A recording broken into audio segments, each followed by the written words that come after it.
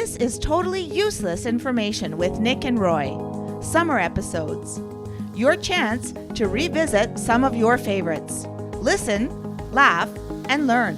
What are the odds of dying in a car crash? What's the scoop on your poop? We have a guest to explain. Hi, I'm Nick. And I'm Roy. We scour the internet and other sources to find useless information just for you. Plus, we'll answer your questions from our mailbag segment and the headline from news from around the world. The case of the lederhosen heist. We track down the victim. Totally useless information. It's everything you never needed to know. Einstein was a moron. Newton was a jerk. E equals nothing. It's science, science, science. Welcome, everyone. Thank you for joining us. We have a very special guest. We're so excited that we actually cleaned up the studio so we can talk about poop for the next little bit. Why did you clean it if we're going to talk about poop? Well, we have a special guest. Should have left it just like it was. Our studio looks like a German airplane. It's a Messerschmitt. Let's welcome to our studio today Ron Blumer. He has written and produced 80 public television documentaries, 6 books on subjects relating to health and the human body, and we asked him to come on. Actually, he wrote us and told us, listen, I wrote these books about stuff that comes out of your body, so we brought him on. Ladies and gentlemen, we give you the big guests. Okay, Yes. I mean, you can go on the late night shows and you don't get what you get here. Yeah, well, I'll guess. A guy that's going to talk about poop. Well, listen. You know, when I first heard your show, I said, you guys are made for me because I've been writing useless books for 10 years. Wow, I'm glad it's a match made in a bookstore. So Ron, welcome to Totally Useless Information with Nick and Roy. I want to first say, bonjour, Montreal, because I'm Canadian. And I know you're carried on a radio station, CJAD. That's right. And I also want to announce to the ignorant Americans listening to this show that Montreal bagels are the best in the world. They certainly are. They are one of the best. Thank you, Ron, for canceling half of our audience, which is American. No. They should try real bagels. I think you can buy them here in Toronto, where I am. The center of the universe, as it were. Sorry, Ron. We do have Montreal bagels shipped to us, so they're imported. They're imported from Quebec. So, Ron, your work is quite extensive, including you received 30 major awards, including the nomination from the Writers Guild of America, which is quite an accomplishment. Yeah, and let's tell people too that do you go by Ronald as your author name? I like Ronnie myself. Ronnie. Okay, Ronnie. It's Ron Blumer, guys, and he's written books called Pea Color, Wiped, and Defecating Gold, and Poop, right? Is the new one? Well, the Defecating Gold is the it's the story of poop. Right. So you guys need to go on. Can we get it on Amazon? You sure can. Pick up Defecating Gold. It's really good. Look, what we try to do is, like, if we have a guest on that's written a book or anything like that, we try not to read the whole book, right? Because we want the author to talk to us about it. So I literally leafed through it. Okay, Did you enjoy the pictures? I sure did. That's how Nick read Playboy years ago. Right. That's right. Yeah, I read the pictures. Yeah, that's what I did. So, Ron, first of all, what compelled you to write stuff about the stuff that comes out of our bodies? Because there's a paucity in the, believe it or not, you think there are books on every subject in the world, but academics don't want to touch these icky subjects. No, you don't want to touch that subject, as it were. and that's why we use paper. So all you find is joke books, and this actually is an important subject. Yes. Well, it is because, I mean, look, at the time that we're recording this, I mean, they're measuring how much COVID is in our wastewater. So Exactly. there is a lot of poop that's going on. A lot of people are dealing with the stuff. So it's really important. You're absolutely right. So you wrote these books about stuff that comes out of our bodies, and that's why you wrote to us and you said, hey, I'd like to come on your show because I wrote these. Now, you said you just finished this latest poop book, and it was translated into Polish. Why? Why Polish? Why not? I don't know. A guy in Poland emailed me and said, I want to translate all your books into Polish. And of course, I assumed it was a joke. And I said, sure. And then he started sending me copies. And these are beautiful hardcover copies with color illustrations. I don't know. Did he There's get obviously he got 6 or 7 of his Polish friends to help him translate it? I How many Polacks does it take to translate a book? Oh, wait. Hang on. you got to be nice to Poland these days. That's Oh, listen. come on. Listen, Yeah, go to they're nickandroy.com. doing great humanitarian things. Go to nickandroy.com, click on contact us, and send your complaints and lawyer affidavits there. Thank you very much. And no Newfie jokes. So tell us, Ron, give us 1 or 2 items from your latest book about poop. Well, I'm going to give you a countdown because you're interested in useless. Yes. So I'm going to start with the most useless, Okay. which is wombat poop. Uh-huh. Now, wombats are short-legged marsupials native to Australia. Mm-hmm. They're about 3 feet tall. They weigh 60 pounds, and they live in holes in the ground. Now, they have round anuses and tubular intestines, like all of us. But here's what seems to be except for Nick. But Yeah, go Right, ahead. yeah. I had that looked after, but go on. but there's a geometric impossibility because they excrete perfectly square cubes of poop. Now, how does this happen? So Dr. Carver in Australia started working with a physics lab, believe it or not, in the Georgia Institute of Technology, and finally worked out how wombats do it. Apparently, they have a series of muscles in their intestines that form the poop into cubes before they excrete. Now, the question is, why? Well, we often ask Because that. if Yeah. you're going to poop a lot, you want to stack it up. It's easier that way. You got it. Is that it? Actually, you're right.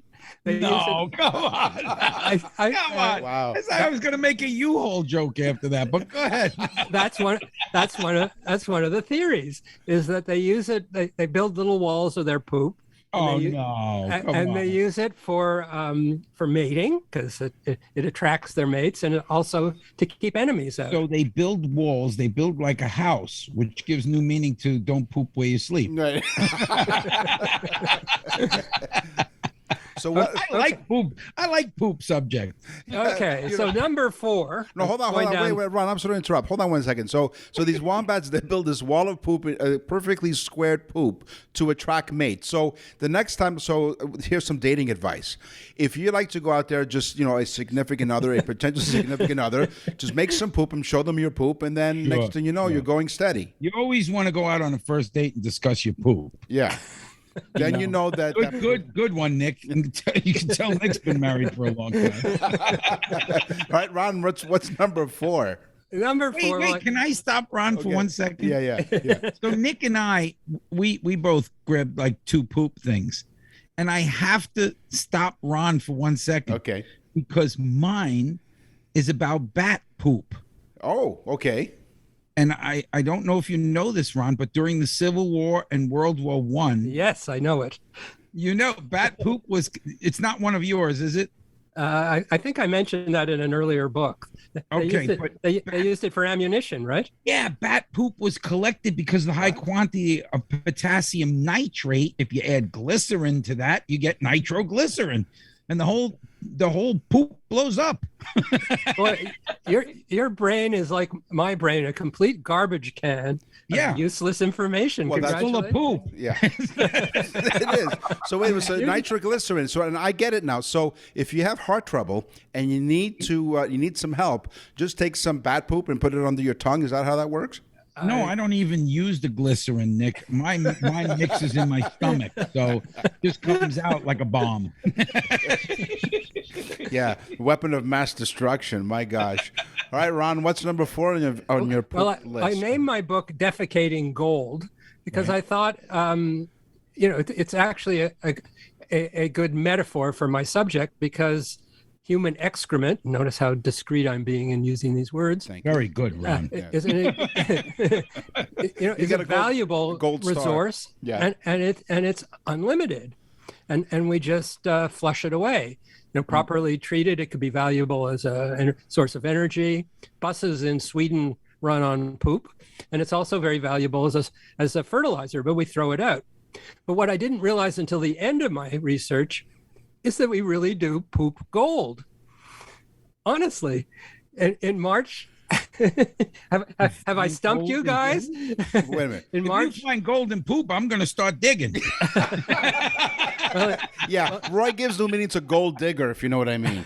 What are you talking about? He said that in Switzerland, the buses run on poop. That gives new meaning to the word Swiss chocolate.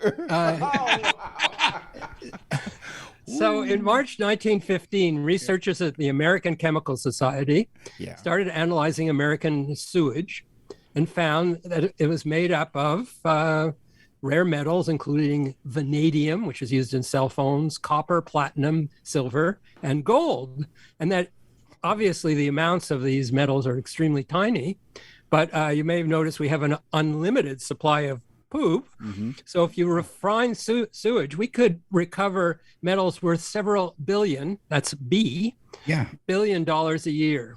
Ron, the normal person, it's tiny, but me, It's pure probably gold. poop out Pure an gold. entire gold chain. I would check your fillings. Listen, let me tell you, if wombats can poop in cubes, Roy poops in billion cubes.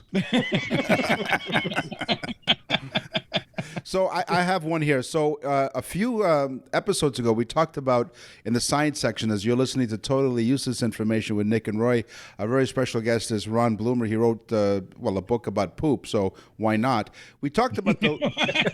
Why not have him on this show? That's right.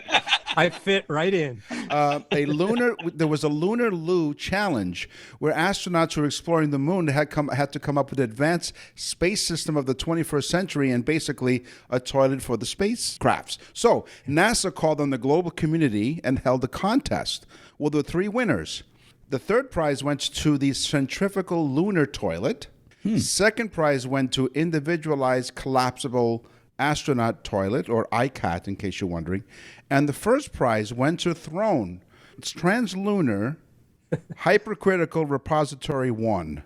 So well, I wasn't going to discuss this, but on the next trip to Mars, astronauts are going to be surrounded by their poop because it's an excellent absorber of radiation. But I thought that information was too useless for you guys. I guess No, not. that's great. yeah, it's right up there. Are you kidding? Right up there. Yeah. Now, speaking of right up there, my next category is He segued. is taking drugs rectally. Right. Because we have a Do you quirk. enjoy that, Ron? I'm not. I not try passing to, judgment, but do you? I generally try everything at home, but not this one. Don't try this one. Yeah, exactly. Now we have a quirk in our internal plumbing system. So if you insert drugs or alcohol products up your ass, they will be quickly absorbed into your bloodstream. Now, I would say don't try this at home because the absorption is so effective that you can overdose. College students, of course, have tried inserting tampons soaked in vodka up their rears and get so drunk so quickly that they pass out. And actually, some have died from alcohol poisoning. Oh. So don't try this at home. I know what to send Nick for his birthday. What, vodka? No, tampons.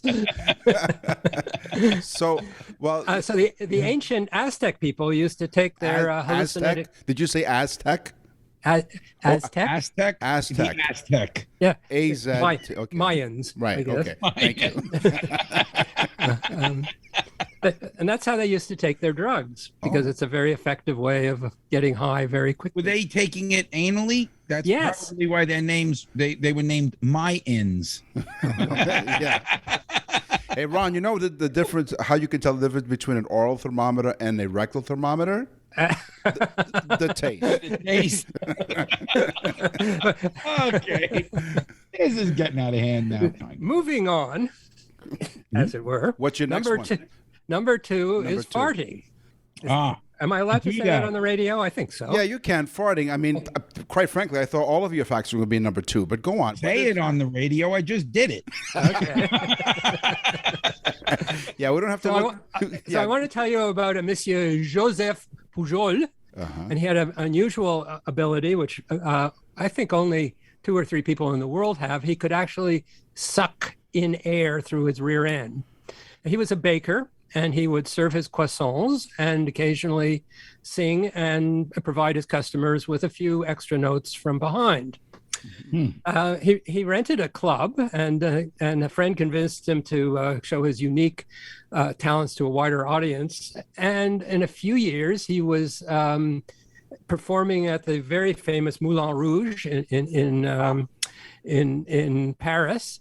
And in the 1890s, he became the most highly paid individual performer in France. And he adopted the stage name Le Petit Man, which means pet is fart in French. And his subtitle was L'homme au cul musical, the man with the musical ass. I have the poster by Toulouse-Lautrec of him. It's just a guy bending over, but you get well, there are actually recordings of him doing it, and he would put on performances. He would imitate animal sounds, and he was a fabulous performer. He performed before the King of Belgium, Edward VII, and Sigmund Freud. Just to show how twisted I am, Ron. What I you know all about him, right? What I get out of this entire discussion is, what did he bake?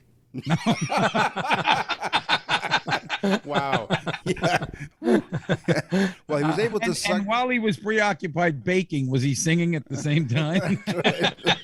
Yeah, he was really whistling a happy tune, if you know what I mean. You know that there's a French pastry called nun's farts, right? No. Oh, yes. Really? I don't think he baked those. He specialized in croissants. Well, But could you imagine he had like a tambourine between his knees and a drum attached to his feet? The guy's a regular band.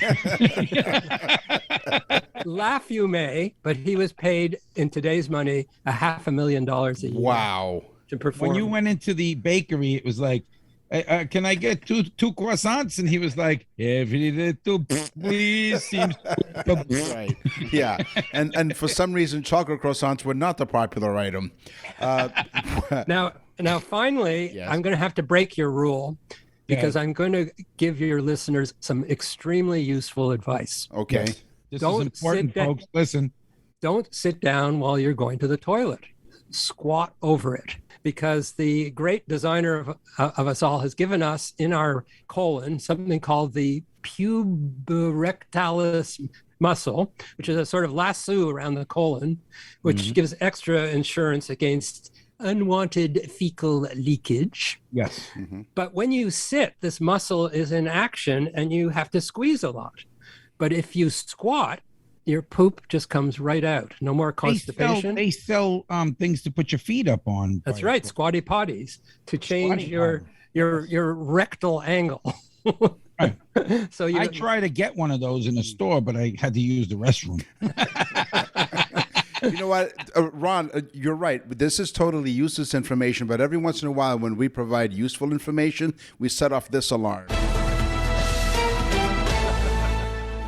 Well, if you squat, you're going to get less hemorrhoids and less painful colon diseases like diverticulosis. So try it once, and you'll never go back to sitting. But most people have regular toilets. So what do you suggest? They use Just squat over it. Like a sheet pan. Well, that's it. You don't even need a toilet. You could do it anyway. You could do it in the Maybe bath. they could use the baker's sheet pan. Right. I'm sure he did. Yeah, he said, for those of you who misheard that, he said sheet pan. That's what he said, yeah. I don't give a sheet. Well, Ron, I have to say that it has been an absolute delight having you talking to us about the most natural of all things. It's poop. Everyone does it, right? And we made a lot of fun of this, but guys, like I said, Ron Blumer, you can get his Defecating Gold book on Amazon. You should go get it because it is a serious book too. I mean, of course, we're making light of Not everything. too serious. No, but I mean, he's got information in there that, like he just told you, who the hell thought to squat? We all sit down. Yeah, but if Except for Nick. Nick stands up. Well, hold on. But in Europe, like when I went to Italy for the first time, they have you have those two little things for your feet, right? But they have holes in the ground. I'm like, where's the? Somebody stole the. I thought somebody stole the toilet, right? I'm thinking, what is this? And they said, my uncle said, no, you squat over the hole and you do your business. and Yeah. it works. Yeah, it really does. Sure. So, Ron, thank you very much for joining us. We really do appreciate it. I think we'll have you back because there's more stuff that comes out of our bodies that you've written about. Sweat, sperm, pee, etc. Oh yeah, this guy talks about it all, folks. He's fun at parties. This is Listen, crazy. I'm number 300 in rectal diseases on Amazon. There you go. It's something you really don't want to tell a lot of people. Exactly. I'm number 300 in rectal diseases. That's I right, like yeah. to go out on a date. Yeah, you can bet your ass that he's number 300. Ron, thank you very much for joining us on Totally Useless Information with Nick and Roy. We're looking forward to having you back soon. I really Yeah, had and fun. when you squat Thanks. like that, a lot of times you'll sweat because it's tough to be in that position. Thanks, So we'll Ron. talk about that next time. Thanks, Ron. Bye. Thank you. Thank Bye. you so much. My pleasure. You're listening to Totally Useless Information with Nick and Roy. This is totally useless vehicle information with Nick, Meet, and Roy. Vroom, vroom. Hey, listen, everybody, go to nickandroy.com, nickandroy.com, and you can listen to 100 shows, over 100 shows. And if you like us, you'll listen. You'll binge listen. That's right. So one of the worst cars ever made, the AMC Gremlin. I remember it. 71 to 77. The 1970 AMC Gremlin was introduced to compete in the emerging American market for subcompact cars. However, its odd styling and out-of-date technology earned its lasting sort of name, which is the worst car ever made. It made Time Magazine's one of the 50 worst cars of all time. Wait a minute. They Yeah. thought the Gremlin was worse than the Hugo?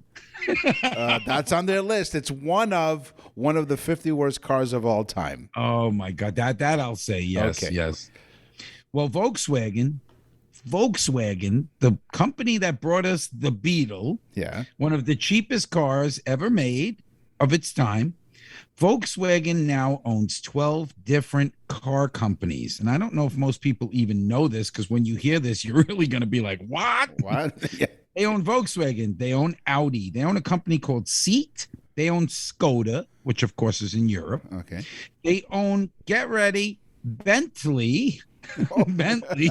They own Bugatti, as in the Bugatti Royale, which is the most expensive car on the market.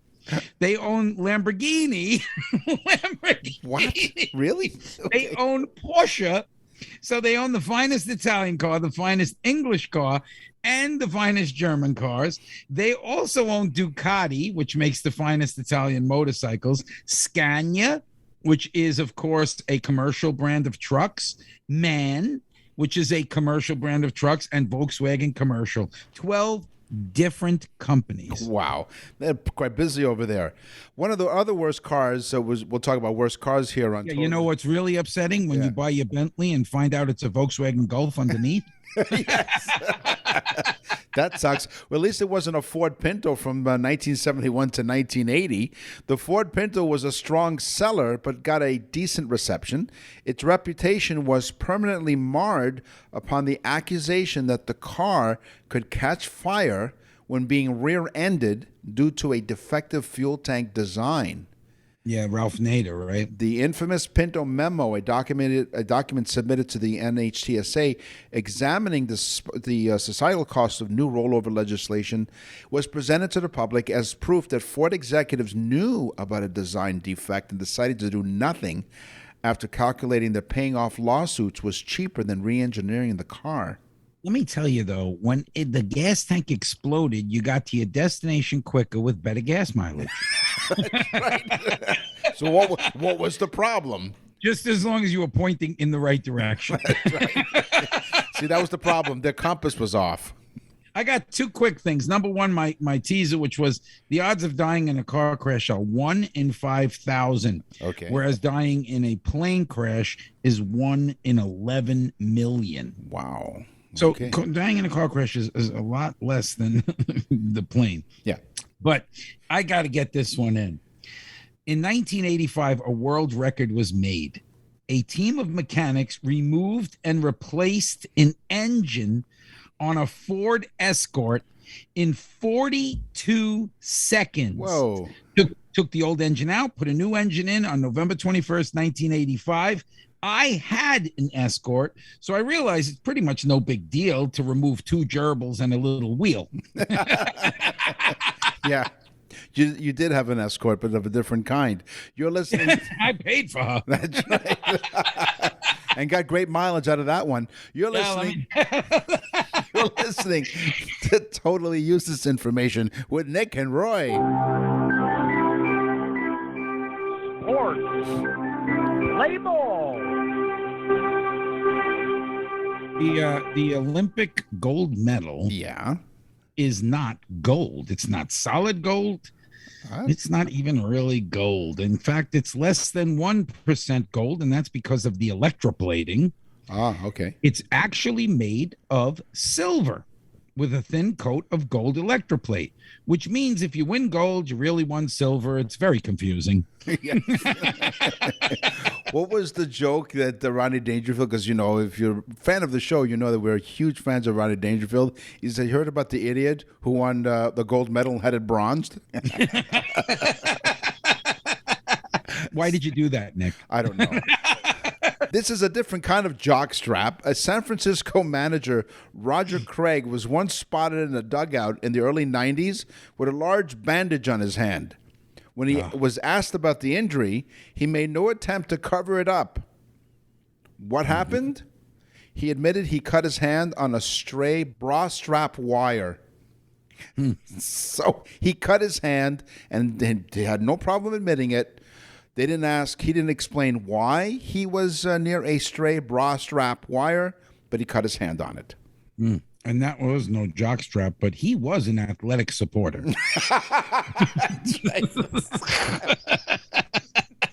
Listen, Michael Phelps. Yeah. Michael Phelps has won a total of 28 Olympic medals. Can you imagine? I know an Olympian, she has 3 medals. But can you imagine 28 Olympic medals is amazing. Jeez. He's won more medals than the country of Mexico or Portugal have ever won. Okay, if only fence climbing was an Olympic event, Mexico would win. There you go.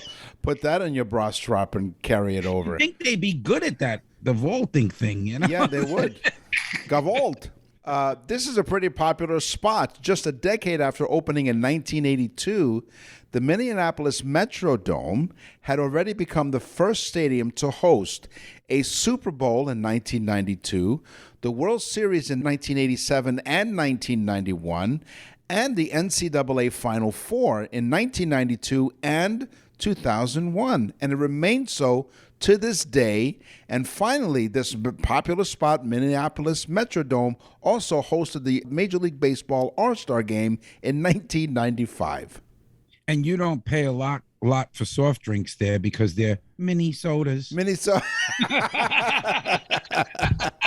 Wow. You're listening to Totally Useless Information with Nick and Roy. If you like what you've heard so far, what's the matter with you? Thank you for joining us. And you can You need help. You can go to our website. We have a link for psychotherapy. or click on Contact Us. What's in the mailbag? What's in the mail?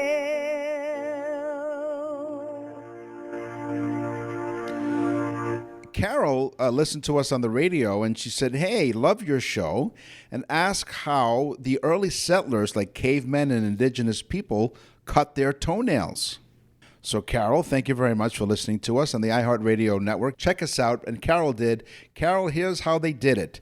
Before humans developed blades for or social expectations of hygiene, fingernails basically took care of themselves. If you think back 100,000 years, when early humans behaved like hunters and gatherers, engaging in strenuous physical activities to survive, over the course of their normal days, they might have dug tubers out of the earth and so on. So basically, the nails fell off. So it's believed that the fingernails would have naturally been worn down even and chipped away. The daily demands of survival back then would have kept the fingernails from growing to unruly or unmanageable lengths. Wow. By the way, what invention did come along the line, David Gestiner invented the multi-purpose nail clipper, and he was a Hungarian inventor. So thank you, David Gestiner, to help us with cutting our toe and fingernails. Wow. I got to say, Nick, for this mailbag, you really nailed it. Thank you, Carol, for listening on the radio. Rachel. from Hello, Rachel. Galveston, Texas. Thank you, Roy and Nicholas. I don't know why, but she wrote Nicholas. All right, Nicholas, sure. Maybe she knows you. I don't know. No, she doesn't, because that's not my name, but go on. Is your name Nicholas? No, Or it's is not. It It's it is Nick. It's actually Nicola. Nicola. That's right. right. It's Nicola. Yeah, and my which original again is a little bit larger than a Minnesota. Right. Well, anyway, Rachel from Galveston, Texas says, thank you, Roy and Nicholas.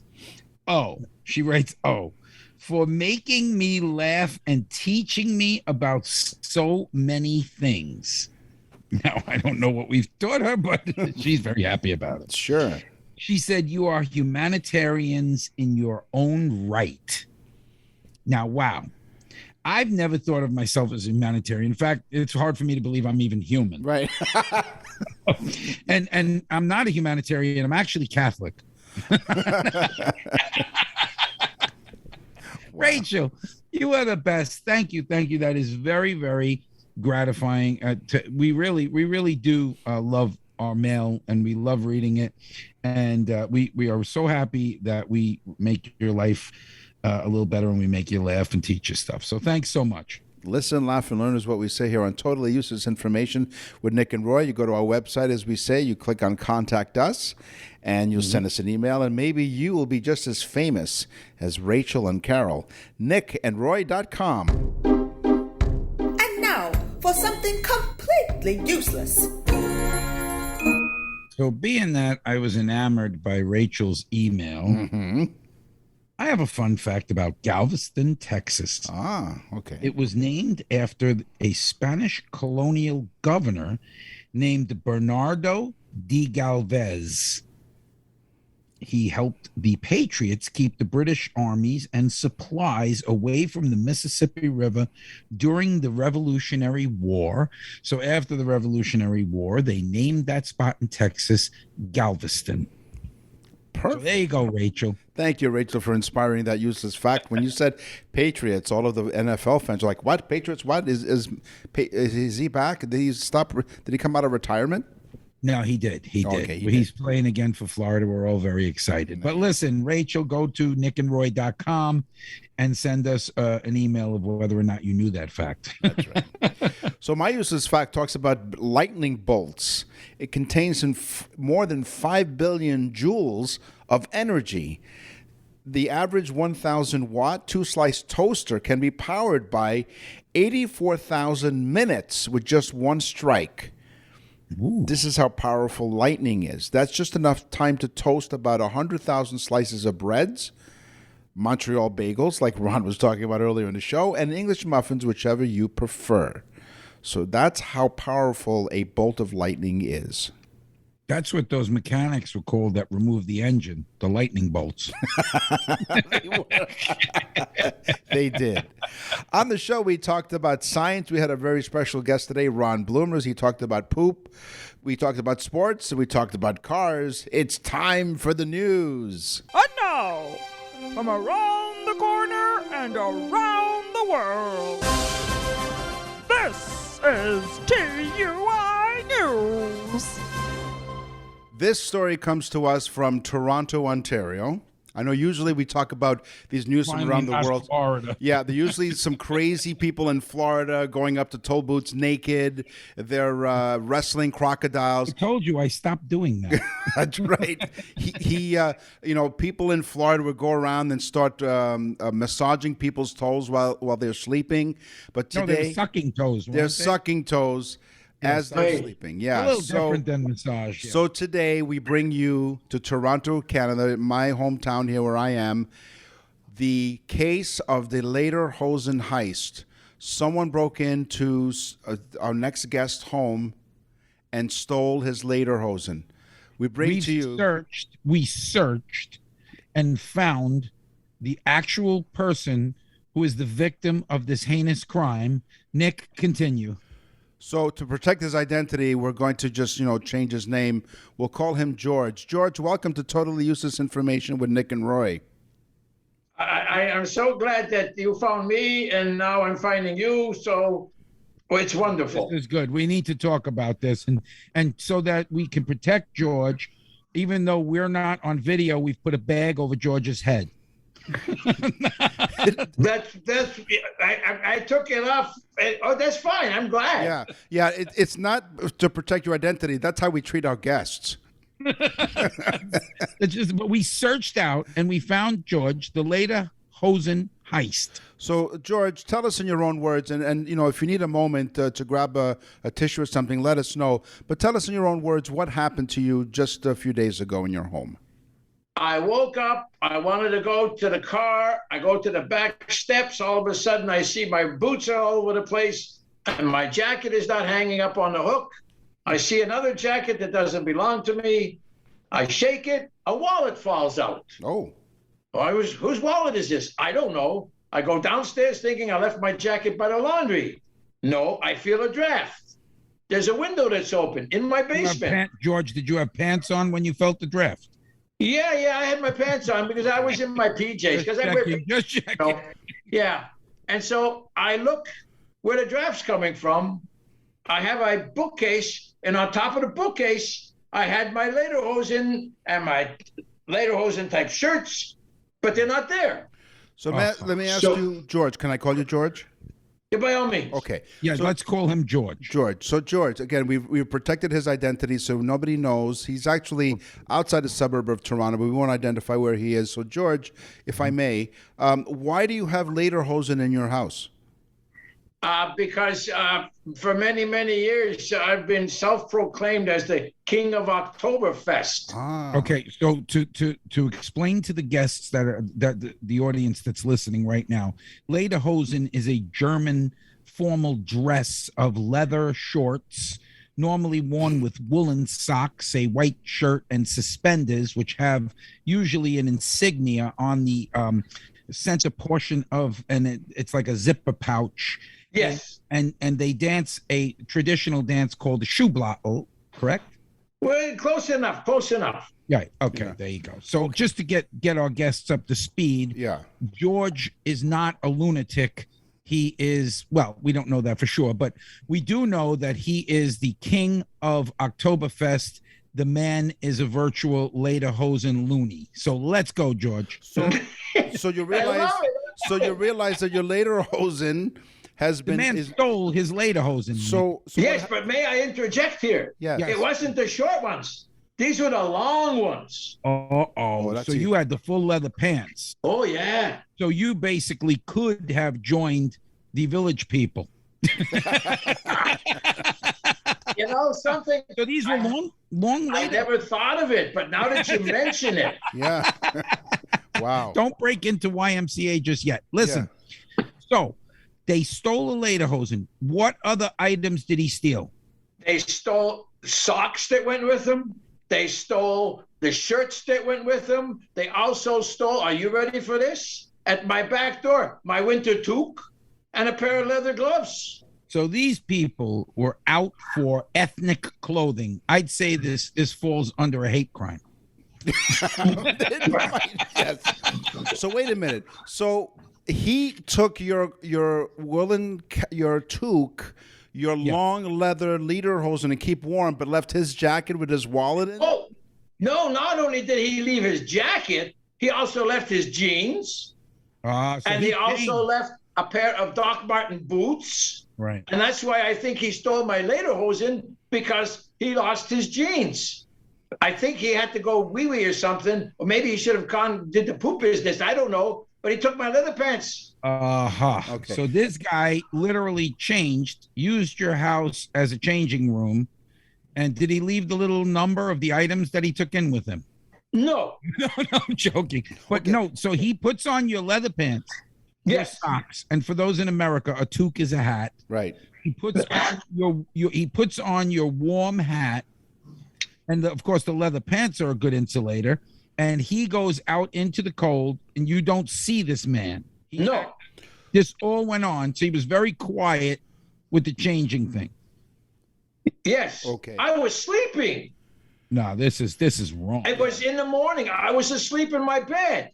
Well, thank God. So going back to your pajama bottoms for a second, what kind of designs do you have on your pajama bottoms? Stripes. Okay. So did you call the cops? Did you report this to the police? Oh, yes, I called the cops. Then they showed up. Okay. They took all sorts of information. They took everything that the perpetrator left, the boots, the jeans, the jacket, a set of keys. Did you take pictures of these items with your phone? I believe it or not, I took a picture of his driver's license only. Very good. Okay. That was good. So this. George, I just want to tell George something very similar to this happened to me once. I left my clothing at this woman's house when her husband came home. I went out the window, and my jeans and my wallet and everything were there. But to go on. Yeah. He came through the bathroom window. So you called the cops. So now, because the guy left his wallet behind, so he's obviously a novice here. Like, he's no professional burglar. He left his wallet behind. This guy may be a professional, Nick. I mean, well, he left his wallet behind. So did the cops find him? Well, guess what? The cops did not find him, because the next day I get a knock on my door. Yeah. And I look at who's outside. And then I look at the face. I go, I know that face. It looked like a German immigrant. The guy was It wasn't. No, seriously. I'm looking at this face, and I even mentioned his name, and I'm going, it's you. You thought he was back for a suit? He came back for his wallet. Wait a minute. He came back. So the guy who stole your lederhosen and your boots and your woolen socks and your tube came back to your house? Yes, and the next day in the evening, asking for his wallet. Oh, wow. Here in Florida, George, we have guns. Everyone has a gun in their home. Yes. So this man would have been laying in a baseball bat. Lederhosen. Yeah. George. What did you do, George? No, so the guy knocks on the door. What do you do? I just said, well, my language I can't repeat because it was, boom, boom, boom. Right, and so then I said, what do you mean your wallet? How do you know it's here? He had a tracking device in his wallet. One of those new fantastic things, that you can find out wherever it is, whatever. Yeah. Had you put one of those in your lederhosen, we wouldn't have a problem. That's true, but I didn't even know those existed. So here's the best part. Yeah. I said, go to the police station. The cop gave me a receipt for the stuff they took as evidence, his stuff. Yeah, always got a receipt. And I said, go to the police station. Okay, fine. That was it. I went to bed. Boom. That was it for tonight. There's another part of the story. The perpetrator, I love calling him the perpetrator. Showed up. Very good. George, can we call you George? Can we call you George? Okay. Yes. You can say perp. We understand what you mean. Yeah. Okay. Yeah. Now, we're both the best part is we're both lawyers. But go ahead. Oh, okay. Yeah. Well, we actually play them on the radio. But go ahead. Okay. I love it. But here's the best part. Yeah. The next morning, I guess what? Another bing bing on my doorbell. It's him again? It's him again. No. What do you want? Like your No. China or something? Hang on a second. Here's the best part. He said, hello, excuse me, but I'm the guy that was in your house, says he. So he confessed. Yeah. And the best part is he has a big bag with him. And guess what's in the bag? Your lederhosen. My lederhosen. Wow. The socks. Was there a dry cleaning thing attached to it? No, not yet. Not yet. We're going to get there. So did you ask him why he came into your house? Was he like stalking you? How did he know that you had lederhosen in your house? I don't think he knew. I think by accident he fell into my house because I was kind of thinking that I locked my back door properly, but I didn't. So when he came to my door, I said, "Can you go around the back of the house and show me how you got in?" So you asked him to recreate how you got into your house. The crime people. Yes, I wanted to be a cop. Bring you a pretzel and a beer. But go ahead. Well, he didn't, because I don't think he knew what the lederhosen was all about. Yeah, no. But they were, because you know what? I asked him, "Why did you take them?" He said, "Because I forgot where my pants were." And I asked him if did he imbibe in all sorts of stuff the night before? And he said he was at a friend's house and he can't really remember much. He drank too much. I said, what else did you do? He can't remember. Well, Did you tell him that that's what you usually did when you wore the lederhosen? Well, no, I wouldn't admit to that because then it would be not a very nice thing because he would think that he was in good company. So he left. George, where did you learn how to dance in lederhosen?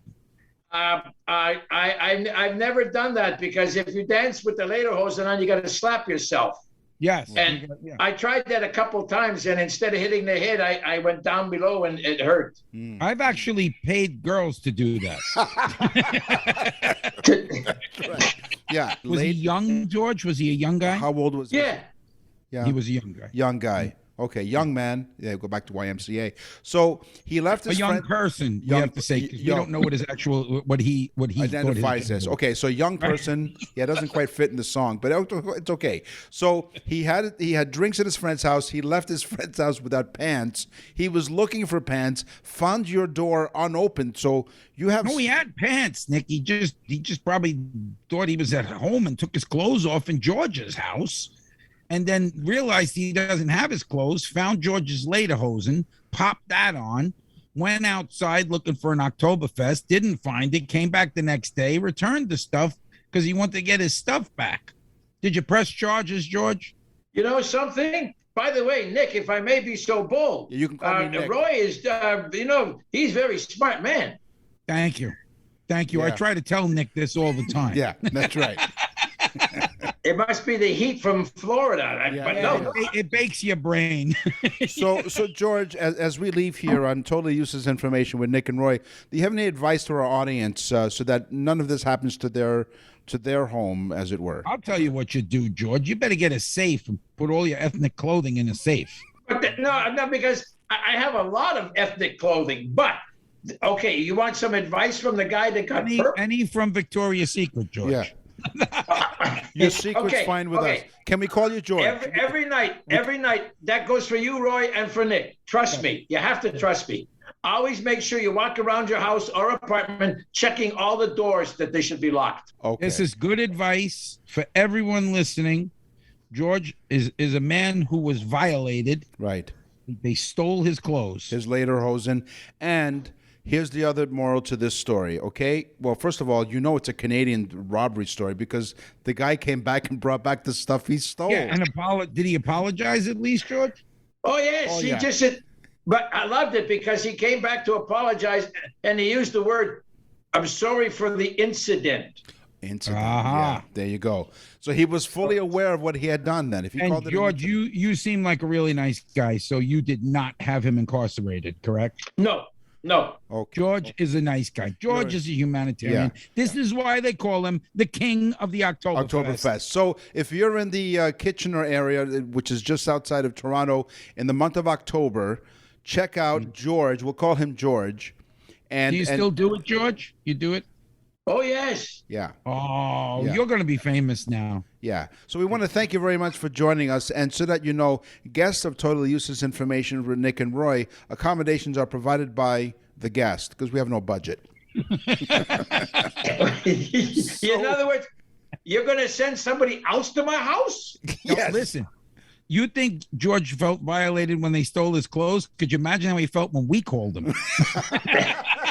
Who is this? It's okay. Hey, listen. Yeah. Listen, Nick and Roy, totally useless information. Yes. I think it's a fantastic thing you guys are doing. And it's so nice that I should talk to you this way because I'm sort of computer illiterate, It's okay. Oh, I know. It took George about 35 tries to get on the Zoom meeting. That's right. Yeah, exactly. No, I'm joking. Roy, it was 36 tries. 36. Who's counting? That's right. Well, again, we'll call him George. The victim of this lederhosen heist. We thank you. Heinous crime. What? Sorry. It's a heinous crime. It's a heinous crime. It's a lederhosen heinous heist. So I think we should say Auf Wiedersehen. Auf Wiedersehen. And we say Auf Wiedersehen to our audience. We want to thank everyone for listening and joining us. And I'll just, as you're signing off, I'll sing a German tune in the background. Okay, Nick? We want to thank you for joining us on Totally Useless Information with Nick and Roy. Join us week after week as we scour the internet and other sources to get useless information for you guys. I'm Nick. And I'm Roy. Thanks for listening. Bye-bye. Totally Useless Information with Nick and Roy is a production of nickandroy.com. Visit nickandroy.com to access the full library of episodes or wherever you get your podcasts.